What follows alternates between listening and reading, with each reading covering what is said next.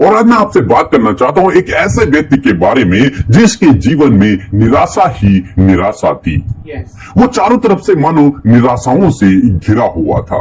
और हो सकता है आज आपके जीवन में भी निराशाएं हों, आप भी चारों तरफ से निराश हो रखे हो। आपने भी बहुत कोशिश की परंतु आपको उसका फल नहीं मिला। आपने कोशिशें की परंतु आप असफल होते चले गए, मानो चारों तरफ से रास्ते बंद हो गए हों। आपने योजनाएं तो बनाई परंतु वे योजनाएं पूरी नहीं हुई, जिस कारण से हो सकता है आप अपने जीवन में निराश हो गए हों। अब आप सोचते हो कि कोई भी उम्मीद बाकी नहीं रही, अब मुझे ऐसे ही अपने जीवन को व्यतीत करना पड़ेगा। परंतु दोस्तों, आज मैं आपसे कहना चाहूंगा, यदि आप इस निराशा से दूर होना चाहते हैं, यदि आप इस निराशा से बाहर आना चाहते हैं, तो आपको भी यही काम करना है जो इस व्यक्ति ने किया, और आप उस निराशा से बाहर निकल आएंगे। वो निराशा आपके जीवन को छोड़कर चली जाएगी। फिर जो कुछ आपने खो दिया है, परमेश्वर उसका दोगुना, उससे भी कई अधिक आपके जीवन में आपको देगा। तो उस व्यक्ति ने क्या किया, इसके लिए हम लोग पढ़ेंगे रोमियो की किताब उसका 4 अध्याय और 18 पद, जहां पर कुछ इस प्रकार से लिखा है, उसने निराशा में भी आशा रखकर विश्वास किया।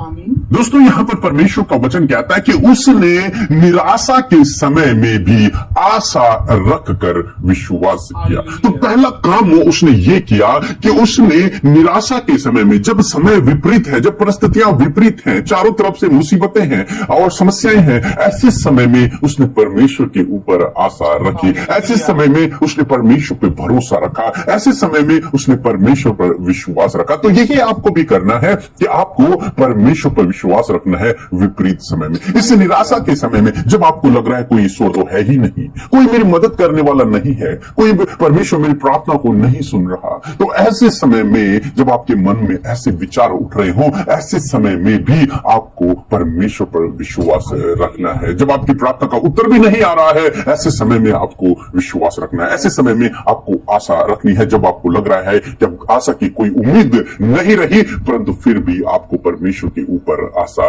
रखना है। आगे यदि आप पढ़ेंगे 19-20 पद में लिखा है, उसने अपनी परिस्थितियों को देखते हुए भी वो विश्वास में निर्बल नहीं हुआ, वो विश्वास में बलवंत होता रहा। फिर हम देखते हैं कि उसने अपनी परिस्थितियों को नहीं देखा, बल्कि उसने क्या देखा, उसने परमेश्वर के वचन को देखा। उसने परमेश्वर के वचन पर अपने भरोसे को रखा। उसने ये नहीं देखा कि मेरी परिस्थितियां तो सब कुछ विपरीत हैं, ये वचन कैसे मेरे जीवन में पूरा होगा, नहीं, बल्कि उसने ऐसे समय में भी परमेश्वर के वचन पर भरोसा रखा कि चाहे परमेश्वर कभी भी अपने वचन को पूरा करेगा, चाहे कितना भी विलंब हो जाए, चाहे कितना भी टाइम लगे, परंतु मैं परमेश्वर के वचन पर भरोसा रखूंगा। वो परमेश्वर के वचन पर निर्भर रहा। फिर हम देखते हैं कि उसने संदेह नहीं किया, उसके मन में संदेह उत्पन्न नहीं हुआ, क्योंकि उसने अपना विश्वास परिस्थितियों पर नहीं बल्कि परमेश्वर के वचन पर रखा, परमेश्वर पर रखा। और वो जानते हैं वो कौन है, वो अब्राहम है। वो अब्राहम है जिसके जीवन में निराशाएं थी, क्योंकि उसका कोई भी बच्चा नहीं था।